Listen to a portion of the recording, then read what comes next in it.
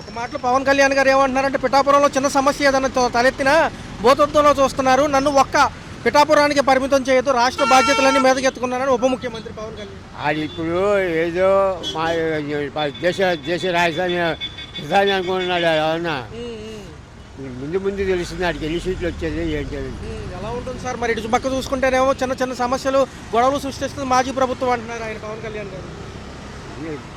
వాడని గ్యారెంటీ లేదు, చంద్రబాబు నాయుడు గ్యారెంటీ లేదు, జగన్ అనే గ్యారెంటీ లేదు. ఎవరు ఎటు వస్తే అటు వెళ్ళిపోవటమే. 2029 కల్లా కనుక అమరావతి రెండో దశ ల్యాండ్ పూలింగ్ తీసుకుని అభివృద్ధి చేయకపోతే కోర్టుకి వెళ్ళండి అని మంత్రి గారు అంటున్నారు. నారాయణ గారు ఏమంటారు? రైతులు అంత తిరగలరా? ఇప్పటికే తిరగలేకపోతున్నారు. ఇప్పుడు వాళ్ళే చెప్తున్నారు కదా, అసలు మీకు ఇచ్చేసి మెచ్చిప్ప అడుకోవాలని. అంటే నేను డబ్బు మనిషిని కాదు, సినిమాలు ఫ్లాప్ అయిన డబ్బులు వస్తాయి నాకు, నేను ప్రజా శ్రేయస్సు నమ్ముకుని వచ్చిన వ్యక్తిని పవన్ కళ్యాణ్ గారు. ఏదో తాత్కాలికంగా ఆ మాటలు ఏదైనా కానీ వేచి చూడాలంటారు. అంతే, ముందు వెయిట్ చూడాల్సింది. 2029 ఎఫెక్ట్ ఎలా ఉంటుంది సార్? ఎందుకంటే ఎవరి కాళ్ళు కొంతమంది కావాలంటున్నారు, కొంతమంది వద్దు. అప్పుడు ఊపిని బట్టి మాట్లాడతాం, ఇప్పుడు మాట్లాడే లాభం ఉంది.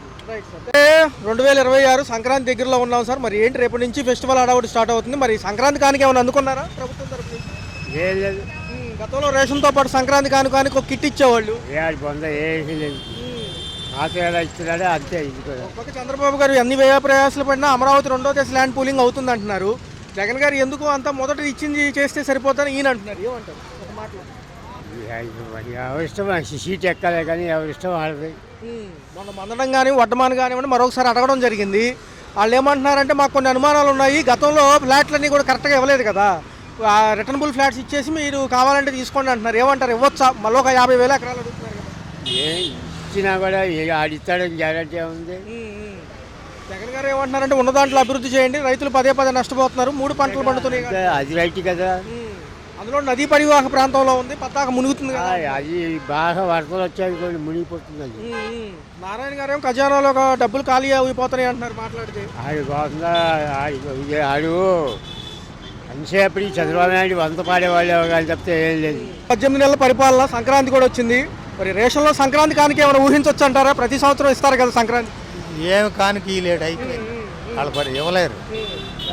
చూస్తే పదే అమరావతి ఎన్ని వ్యయ ప్రయాసాలు పడినా చేస్తామని కేంద్ర ప్రభుత్వం అని చెప్పారు, ఒక్కటి చేయలే. అట్ర ఫ్లాప్.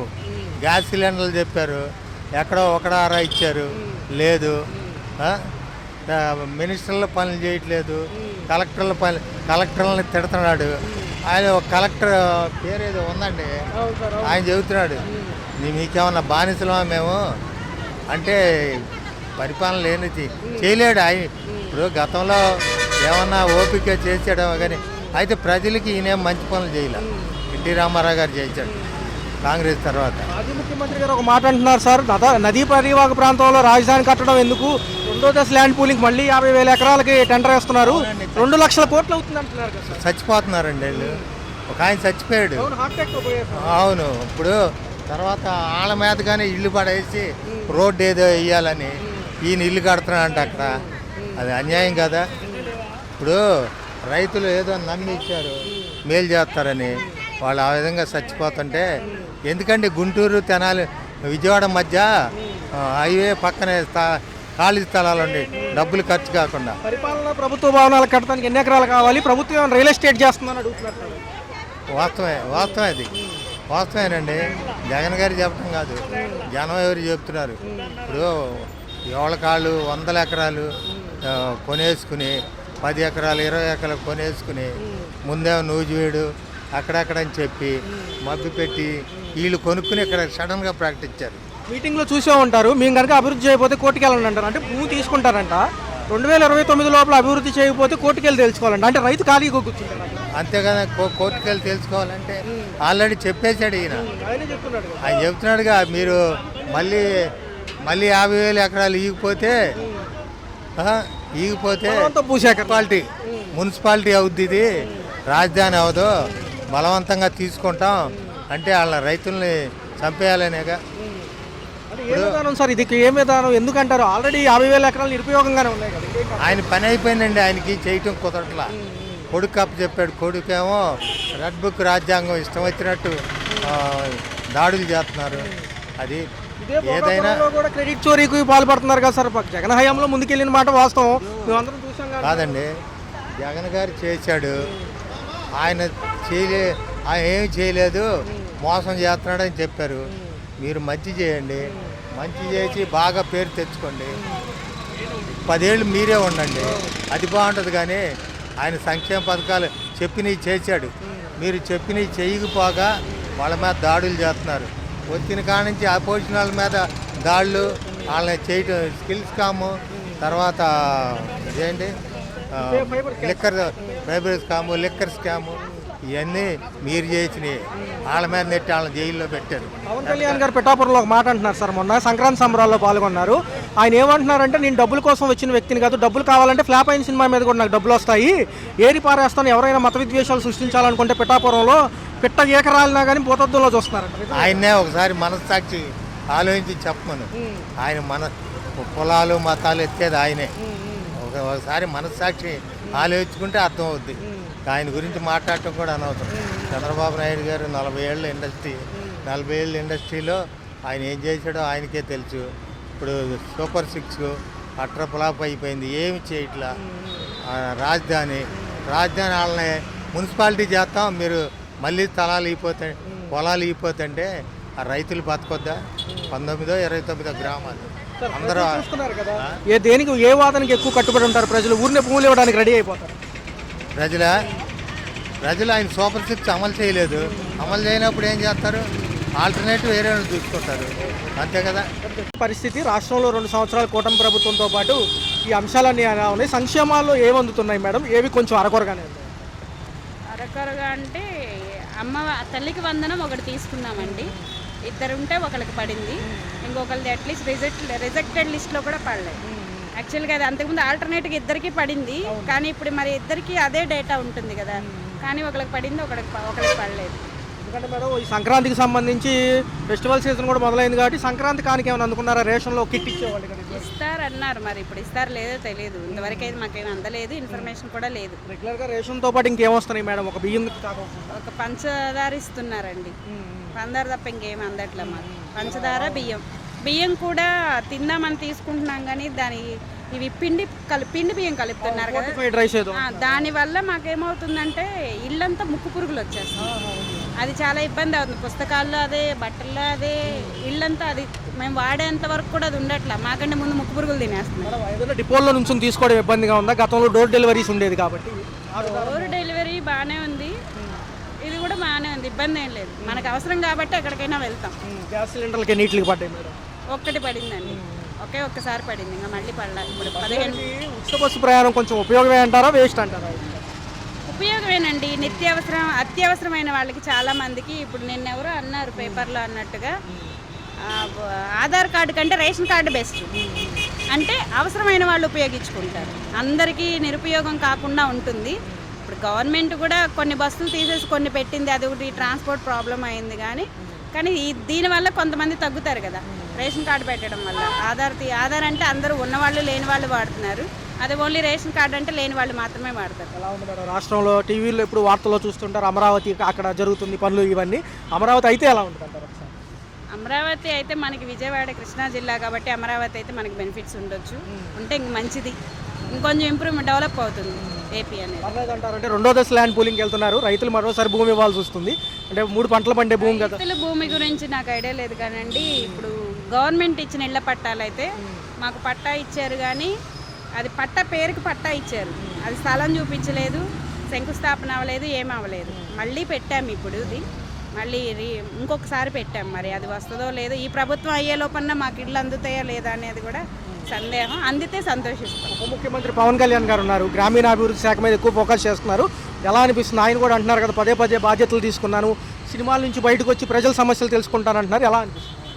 ప్రజల సమస్యలు తెలుసుకోవడం, జై జవాన్ జై కిసాన్ అంటారు కదండి. కిసాన్ సరిగా ఉంటే అందరికీ ఆహారం దొరుకుతుంది.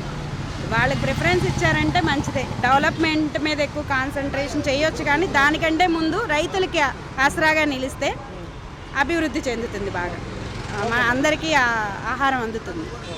రాష్ట్రంలో ఒక పక్క అభివృద్ధి, ఒక పక్క సంక్షేమం అంటున్నారు. ఏమేమి పెండింగ్ ఉన్నాయంటారు, ఏమేమి అందుతున్నాయి? పెండింగ్ అంటే ఇప్పుడు పెన్షన్లు ఇంతవరకు వదలలేదండి. మాకు ఏజ్ 63 ఏళ్ళు వచ్చినాయి నాకు. ఇప్పుడు పెన్షన్లు ఇంతవరకు వదలలేదు. దాని గురించి పెట్టుకొని ఉన్నాం అప్లై, అది రాలేదు.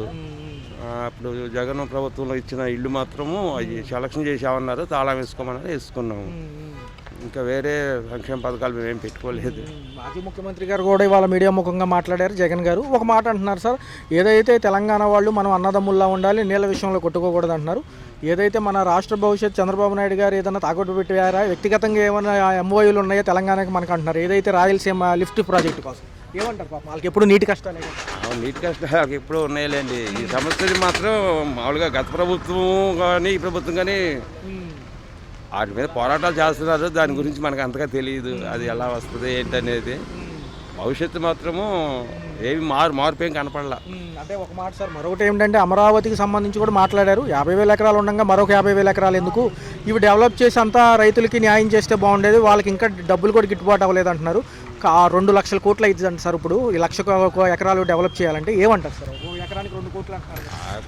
అంత డబ్బు పెట్టి తీసుకుంటే లోటు బడ్జెటే కదా, ప్రజలకు నష్టమే జరుగుతుందని అనుకుంటున్నాం నా ఉద్దేశానికి. మరి దానిలో ఎలా ఉంటుంది సార్? చాలా సమయం తీసుకుంటుంది కదా. సమయం తీసుకుంటాం. అవును అవును. ఈ లోపు అన్ని భారాలు పెరుగుతాయి కదా, రేట్లు అవి. ఇప్పుడు జనాలు భోగాపురం ఎయిర్పోర్ట్ కొత్తగా లాంచింగ్ అంటున్నారు సార్. గత 2-3 రోజులుగా ఈ వార్తల్లో కూడా అదే. ఈ ప్రభుత్వాలు వచ్చాక త్వరితగతిని కంప్లీట్ అయిన కేంద్రం సపోర్ట్ ఉంది కాబట్టి ముందుకెళ్ళగలిగామని చెప్పి కేంద్ర మంత్రి అంటున్నారు. మరి ఎలా ఉంది? గతంలో జగన్మోహన్ రెడ్డి గారు కరోనాలో కూడా మేము కష్టపడ్డాం కాబట్టి అంటున్నారు. క్రెడిట్ చోరీ అంటున్నారు కదా.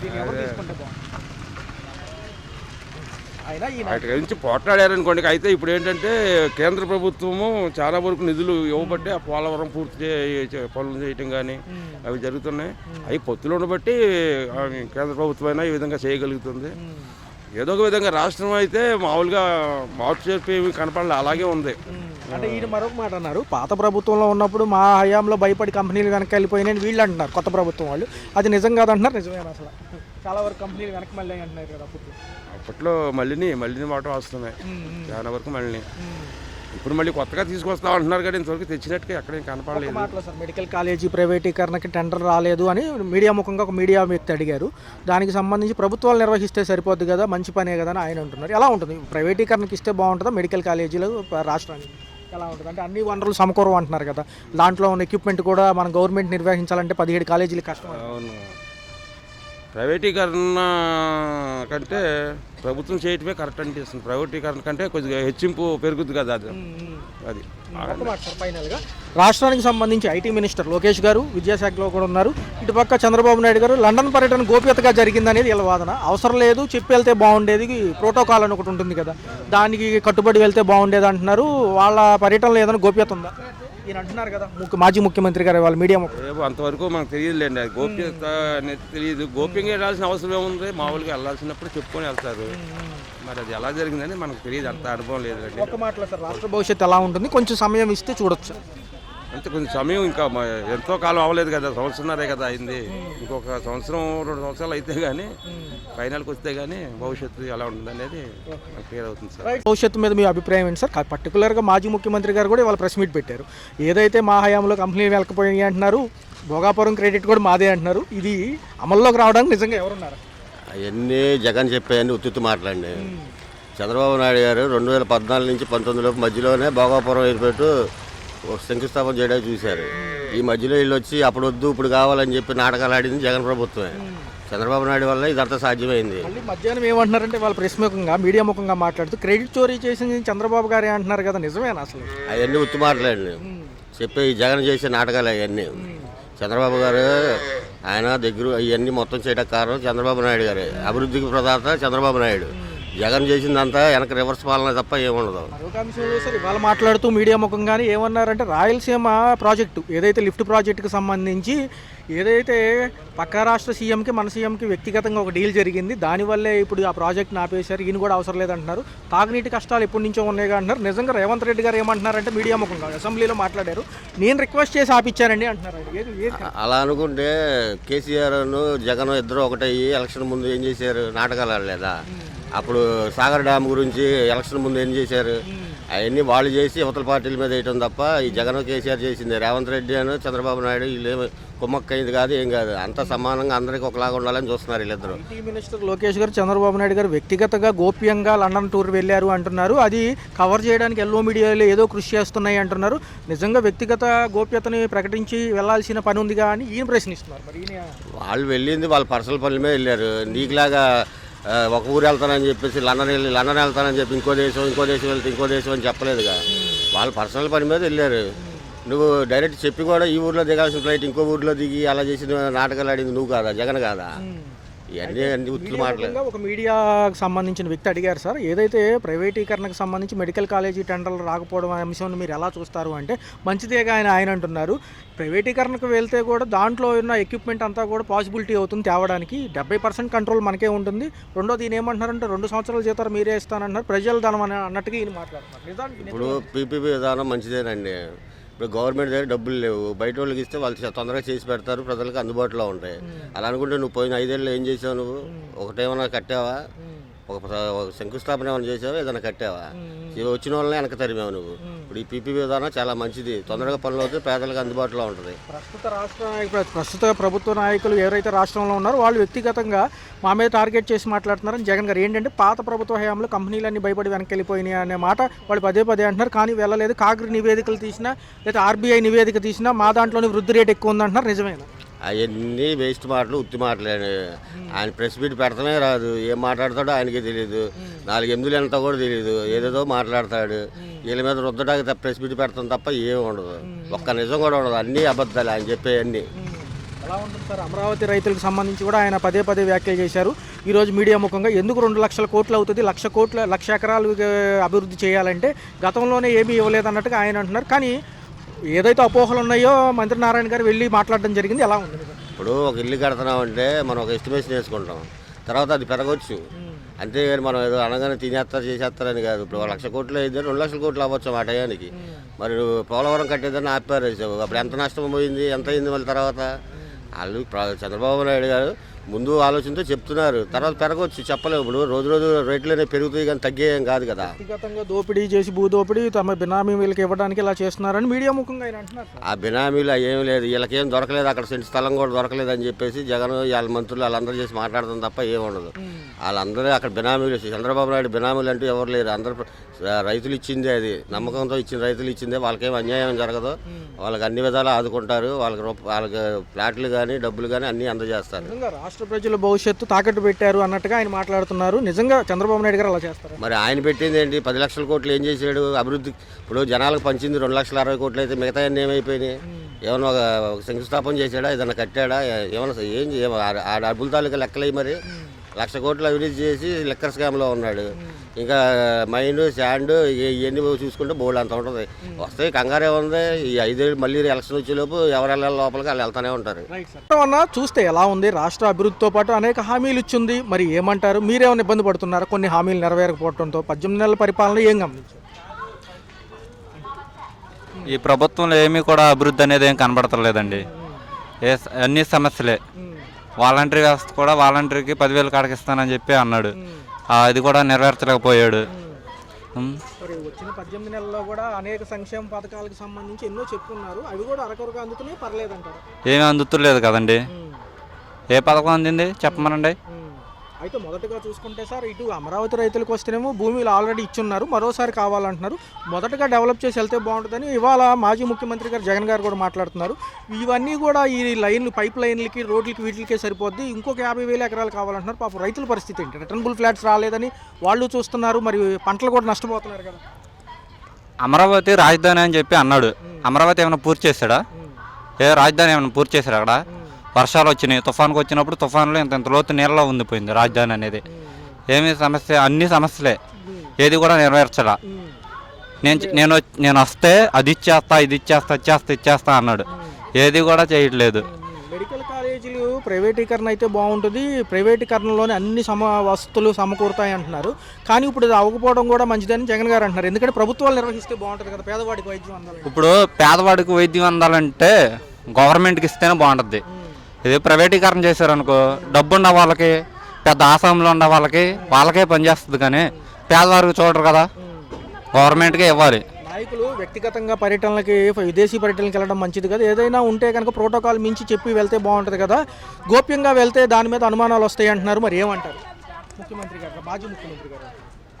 వెళ్ళాలి. ప్రోటోకాల్ ఎందుకు ఇవ్వాలి? ప్రోటోకాల్ ఇవ్వకుండా వెళ్ళాలి. సమస్యలు ఏంటనేది తెలియాలి కదా, ఆ సమస్యలు ఏంటనేది తెలియడానికి ప్రోటోకాల్ లేకుండా వెళ్ళాలి. జగన్మోహన్ రెడ్డి ఎక్కడికి వెళ్ళినా సరే ప్రోటోకాల్ అని చెప్పి పోలీసులు కూడా చాలా ఇబ్బంది పెడుతున్నారు జనాల్ని, అది కూడా సమస్యే. మరి ఎలా ఉందన్న వచ్చే ఈ యొక్క 2029 ఎలా ఉంటుంది? అందులోనూ ప్రథమంగా చూసుకుంటే ఈయన పదే పదే చెప్తుంది ఏంటంటే మాజీ ముఖ్యమంత్రి గారి హయాంలో కంపెనీలు వెనక్కి వెళ్ళిపోయినాయి అంటున్నారు. నిజమేనా? అది వాస్తవమేనా? కంపెనీలు ఏమి వెనక్కి వెళ్ళలేదు, కంపెనీలన్నీ బాగానే ఉండేవి, బాగానే చేస్తున్నారు. గత ప్రభుత్వంలో కూడా ప్రతి ఒక్కరూ లబ్ధి పొందారండి. మేము లబ్ధి ప్రతి ఒక్కరూ, వాళ్ళని కాదు వీళ్ళని కాదు, ప్రతి ఒక్కరికి లబ్ధి పొందారు. మరి భోగాపురం ఎయిర్పోర్ట్ మేమే ఓపెన్ చేసామని ఈ ప్రభుత్వం అంటుంది. గతంలో మేము చేసిన కృషి కూడా ఉందండి మాజీ ప్రభుత్వ నాయకులు అంటున్నారు. జగన్మోహన్ రెడ్డి గారు ఏమంటున్నారంటే దీనికి ఎంత కృషి చేసామో మొత్తం కూడా వాళ్ళ పీపీటీ ప్రెజెంటేషన్ ఇచ్చారు మీడియా ముఖంగా. ఏమంటారు? జగన్మోహన్ రెడ్డి గారు భోగాపురం పోర్టు స్థాపించడానికి కారకులు ఎవరు? జగన్మోహన్ రెడ్డి. స్థాపించింది జగన్మోహన్ రెడ్డి, అది చేయడానికి పూర్తి చేసింది జగన్మోహన్ రెడ్డి. జగన్మోహన్ రెడ్డి కృషి లేనిదే ఈ ప్రభుత్వం ఏమీ చేయలేదు కదా, ఫస్ట్ స్థాపించింది ఎవరో, అది. ఫైనల్గా ఏమంటారు? ఇంకోసారి అవకాశం ఉంటుందా? ఆయన కూడా బస్సు యాత్రలతో బయటకు వస్తానంటున్నారు జగన్ గారు. మరి వచ్చే ఫిబ్రవరి 1 నుంచి అన్నా ఒక అపోహ వినపడుతుంది, ఒక ఊహాజనితంగా అన్నా రావచ్చు అంటున్నారు. బస్సు యాత్రలతో మళ్ళీ జిల్లాల పర్యటన ఎలా ఉంటుంది? జిల్లా పర్యటన అనేది ఎవరో కూడా ఆపడం కుదరదు, వస్తాడు. నేనున్నాను, నేను విన్నాను మీ సమస్య అని చెప్తున్నాడు. ప్రతి ఒక్క దానికి జగన్మోహన్ రెడ్డి వస్తాడు. హలో, తెలుగు రాజ్యం ఛానల్ చూస్తున్నారా? సామాజిక రాజకీయ జీవన చిత్రణే తెలుగు రాజ్యం. అతిశయోక్తులు అసత్యాలు ఉండవు. రాజకీయ కోణం కాదు, ప్రజా కోణమే కొలబద్ద. తెలుగు రాజ్యం వీక్షణ మీ ఉత్తమ అభిరుచికి నిదర్శనం.